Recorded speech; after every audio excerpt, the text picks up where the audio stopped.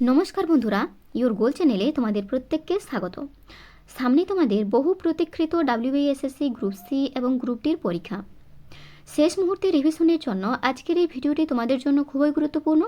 আজ আমরা আলোচনা করব বিগত বছরের প্রশ্ন এবং ট্রেন্ডের উপর ভিত্তি করে তৈরি টপ 40টি অত্যন্ত গুরুত্বপূর্ণ প্রশ্ন ও উত্তর। অবশ্যই তোমরা আজকের এই ভিডিওটি পুরো প্রথম থেকে শেষ পর্যন্ত দেখবে। তার আগে একটি ছোট্ট রিকোয়েস্ট, চ্যানেল যদি নতুন এসে থাকো চ্যানেলটি সাবস্ক্রাইব করে দিও। ভিডিওটি যদি ভালো লাগে, উপকারে আসে, অবশ্যই একটি লাইক করো এবং তোমাদের বন্ধুদের সাথে শেয়ার করে দিও। তো চলো শুরু করা যাক আজকের এই ভিডিও। এই ভিডিওর ফার্স্ট কোয়েশ্চেন দেখো কি রয়েছে, ওরোলজি কিসের সঙ্গে যুক্ত? চারটি অপশন রয়েছে, চারটি অপশনের মধ্যে রাইট অ্যান্সার কী হবে অবশ্যই তোমরা নিচে কমেন্ট সেকশনে কমেন্ট করে জানাবে। প্রতিটি প্রশ্নের জন্য তোমাদের কাছে টাইম থাকবে 5 সেকেন্ড করে। তো এই প্রশ্নের রাইট অ্যান্সার কী হবে? অপশান বি, পর্বতবিদ্যা। এর পাশাপাশি তোমরা মনে রাখবে ডিম্ববিদ্যাকে বলা হয় ওলজি। পরের প্রশ্ন দেখো, কুলিক পক্ষীনিবাস কোথায় অবস্থিত? রাইট অ্যান্সার হয়ে যাবে অপশান এ, রায়গঞ্জ। এর সাথে তোমরা মনে রাখবে এটি উত্তর দিনাজপুর জেলায় অবস্থিত এবং এশিয়ার দ্বিতীয় বৃহত্তম পক্ষীনিবাস। নেক্সট কোয়েশ্চেন দেখো, ভগবতপুর কিসের জন্য বিখ্যাত? রাইট অ্যান্সার হয়ে যাবে অপশান বি, কুমির প্রকল্পের জন্য বিখ্যাত ভগবতপুর। এর পাশাপাশি তোমরা আরও কিছু এক্সট্রা পয়েন্ট নোট করবে। এটি সুন্দরবনের দক্ষিণ 24 পরগনা জেলায় অবস্থিত একটি কুমির প্রজনন কেন্দ্র। পরের প্রশ্ন দেখো কি রয়েছে, ছৌ নৃত্যের স্রষ্টা কে? রাইট অ্যান্সার হয়ে যাবে অপশান সি, গম্ভীর সিং মুড়া। এর সাথে তোমরা মনে রাখবে তিনি পুরুলিয়া ছৌ নৃত্যের একজন বিখ্যাত শিল্পী এবং পদ্মশ্রী প্রাপক। পরের প্রশ্ন, জঙ্গলমহল কবে সৃষ্টি হয়? রাইট অ্যান্সার অপশান সি, 1805 সালে। এর সাথে তোমরা মনে রাখবে ব্রিটিশ ইস্ট ইন্ডিয়া কোম্পানি 1805 সালে রেগুলেশন 18 দ্বারা জঙ্গলমহল জেলা গঠন করেন। পরের প্রশ্ন, পম্পাস তৃণভূমি কোথায় অবস্থিত?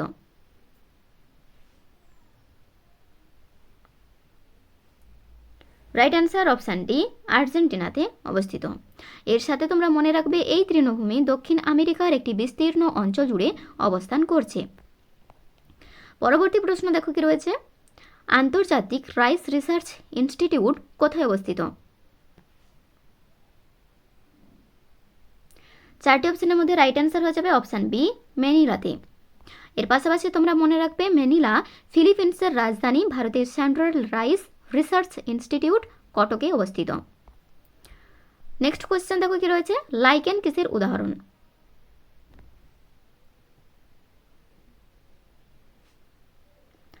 রাইট অ্যান্সার হয়ে যাবে মিথোজীবিতা।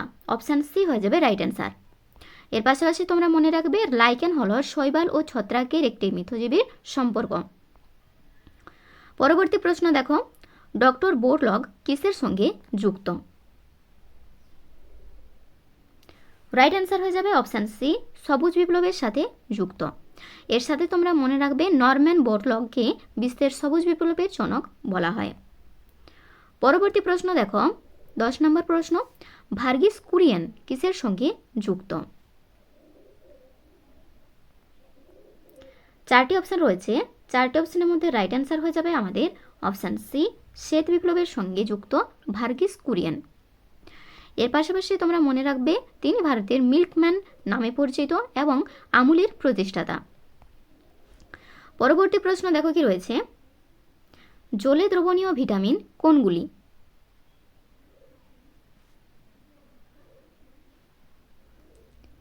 রাইট অ্যান্সার হয়ে যাবে option B, B, C, P. এগুলো হচ্ছে জলে দ্রবণীয় ভিটামিন। এর পাশাপাশি তোমরা মনে রাখবে ফ্যাটে বা স্নেহে দ্রবণীয় ভিটামিন হয়ে যাবে এ, ডি, ই, কে। ওকে, তো এই চারটি তোমরা মনে রাখবে, চারটি ভিটামিন, এগুলো হচ্ছে ফ্যাটে বা স্নেহে দ্রবণীয় ভিটামিন। পরবর্তী প্রশ্ন দেখো কি রয়েছে, থুম্বা কোন রাজ্যে অবস্থিত? এই প্রশ্নের রাইট অ্যান্সার হয়ে যাবে অপশান এ, কেরালাতে অবস্থিত। এর পাশাপাশি তোমরা মনে রাখবে এটি তিরুবনন্তপুরমের কাছে অবস্থিত, ভারতের একটি বিখ্যাত রকেট উৎক্ষেপণ কেন্দ্র। নেক্সট কোয়েশ্চেন দেখো, পোখরান কোন রাজ্যে অবস্থিত?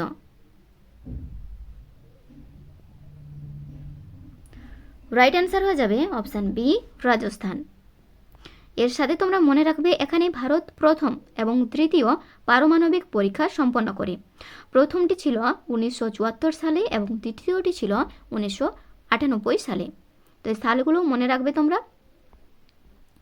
পরের প্রশ্ন দেখো কি রয়েছে, টিউলিপ কোথাকার জাতীয় ফুল? রাইট অ্যান্সার হয়ে যাবে অপশান এ, নেদারল্যান্ডস। এর সাথে তোমরা মনে রাখবে নেদারল্যান্ডসকে টিউলিপের দেশ বলা হয়। পরবর্তী প্রশ্ন দেখো কি রয়েছে, বায়ুমণ্ডলে CO2 মানে কার্বন ডাই অক্সাইডের শতকরা মান কত?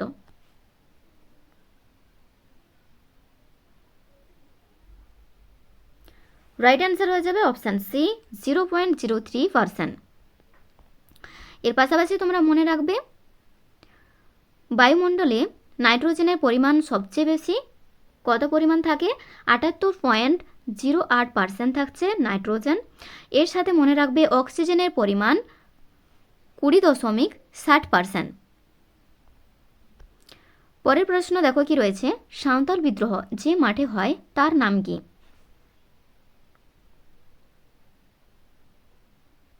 রাইট অ্যান্সার হয়ে যাবে অপশান বি, ভগ্নাডিহি। এর সাথে তোমরা মনে রাখবে 1855 সালে 30শে জুন ভগ্নাডিহির মাঠে সিধু ও কানহুর নেতৃত্বে এই বিদ্রোহের সূচনা হয়। পরবর্তী প্রশ্ন দেখো, পিতলে কোন কোন ধাতু থাকে?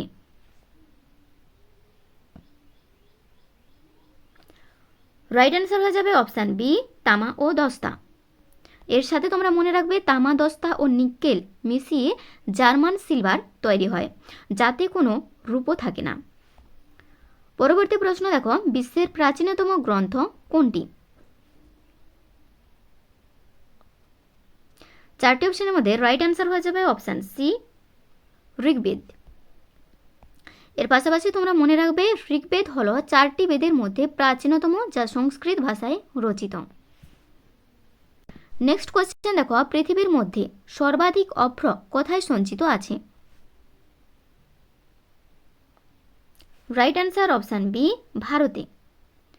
এর সাথে তোমরা মনে রাখবে ভারতের অন্ধ্রপ্রদেশ রাজ্য বর্তমানে অভ্র উৎপাদনে প্রথম স্থানে রয়েছে।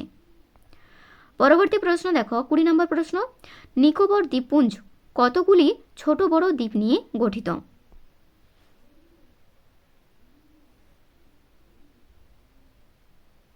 রাইট অ্যান্সার হয়ে যাবে option A, 19টি।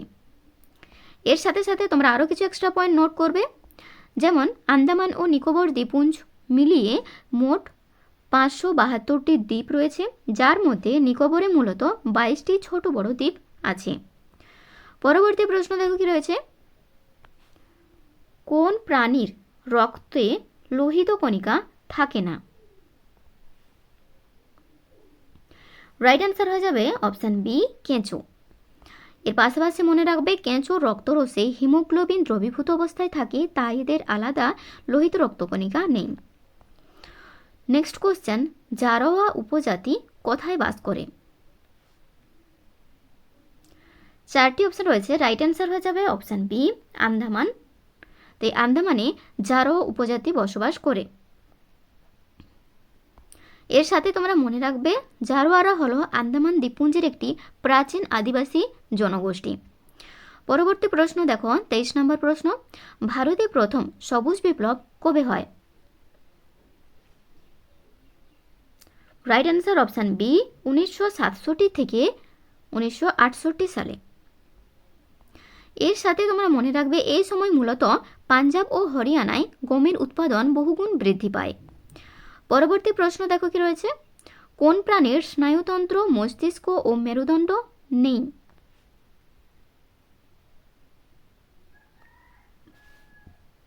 Right answer option A, amoeba. এর সাথে তোমরা মনে রাখবে অ্যামিবা হলো একটি এককোষী প্রাণী বা প্রোটোজোয়া। হাইড্রার দেহে স্নায়ুজালক থাকে। ওকে, পরের প্রশ্ন দেখো, খাবার সোডার রাসায়নিক নাম কি?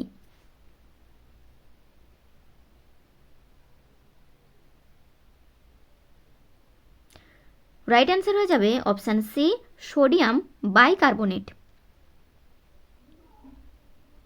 এর পাশাপাশি তোমরা মনে রাখবে রাসায়নিক সংকেত হলো NaHCO3।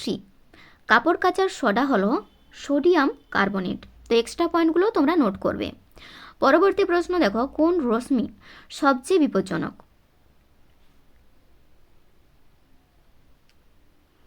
রাইট অ্যান্সার হয়ে যাবে অপশান সি, গামা রশ্মি। এর পাশাপাশি তোমরা মনে রাখবে গামা রশ্মির ভেদন ক্ষমতা সবচেয়ে বেশি, তাই এটি জীবদেহের জন্য অত্যন্ত ক্ষতিকর। নেক্সট দেখো পরবর্তী প্রশ্ন, দুর্গাপুর স্টিল প্ল্যান্ট কার সহায়তায় গড়ে ওঠে? Right answer option C, Great Britain. এর সাথে তোমরা মনে রাখবে দুর্গাপুরকে ভারতের রুর বলা হয়, এটি তৃতীয় পঞ্চবার্ষিকী পরিকল্পনার সময় গড়ে ওঠে। পরবর্তী প্রশ্ন দেখো, এলপিজি গ্যাসে মূলত কোন কোন গ্যাস থাকে?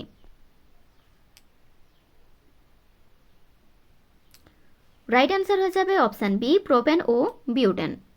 এর পাশাপাশি তোমরা এলপিজির ফুল ফর্মটি জেনে রাখো, লিকুইফাইড পেট্রোলিয়াম গ্যাস। পরবর্তী প্রশ্ন দেখো, রান্নার গ্যাসে যে গন্ধ থাকে তাকে কি বলে?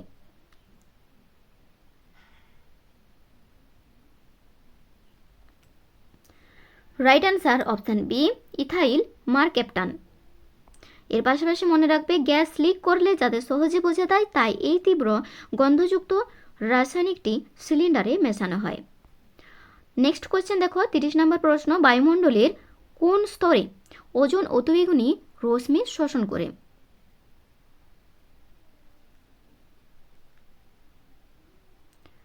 রাইট অ্যান্সার হয়ে যাবে অপশান বি, স্ট্রেটোস্ফিয়ার স্তরে। এর সাথে তোমরা মনে রাখবে স্ট্রেটোস্ফিয়ার স্তরে ওজোন স্তর অবস্থিত, যা পৃথিবীকে সূর্যের ক্ষতিকর রশ্মি থেকে রক্ষা করে। পরবর্তী প্রশ্ন দেখো, কাঁচ প্রধানত কি দিয়ে গঠিত?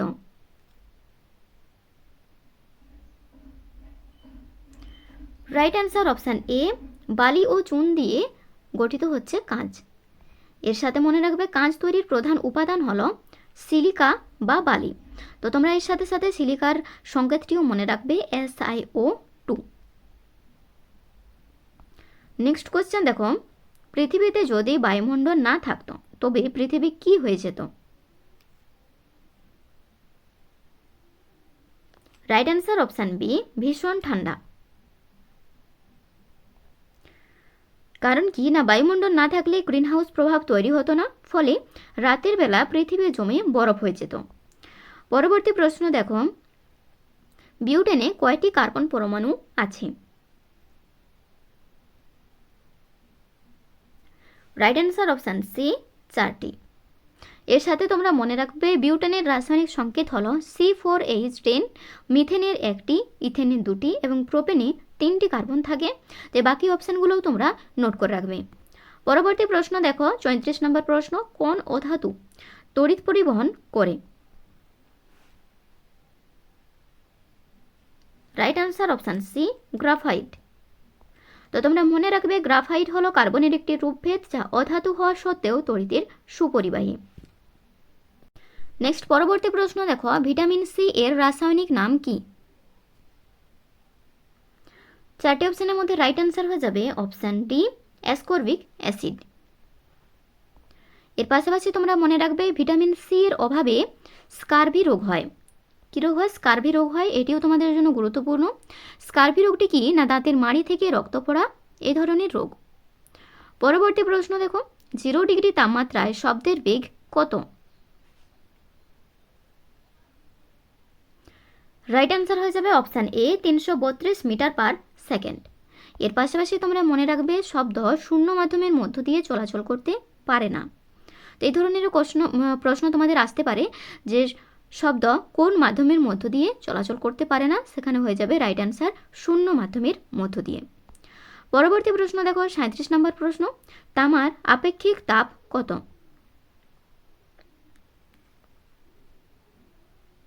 রাইট অ্যান্সার অপশান বি, 0.09 তামার আপেক্ষিক তাপ। এর পাশাপাশি তোমরা মনে রাখবে জলের আপেক্ষিক তাপ সবচেয়ে বেশি কত না, 1.00 ক্যালোরি পার গ্রাম। পরের প্রশ্ন দেখো কি রয়েছে, কোনো আলোর কোনো আলোর রশ্মি লম্বভাবে আপতিত হলে ওই রশ্মির আপতন কোণের মান কত?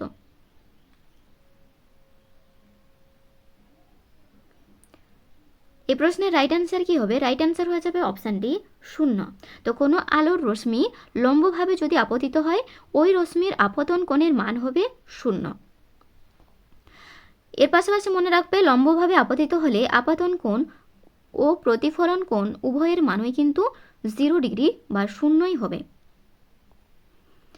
পরের প্রশ্ন দেখো, ভারতের সর্বাপেক্ষা বিষাক্ত সাপ কোনটি?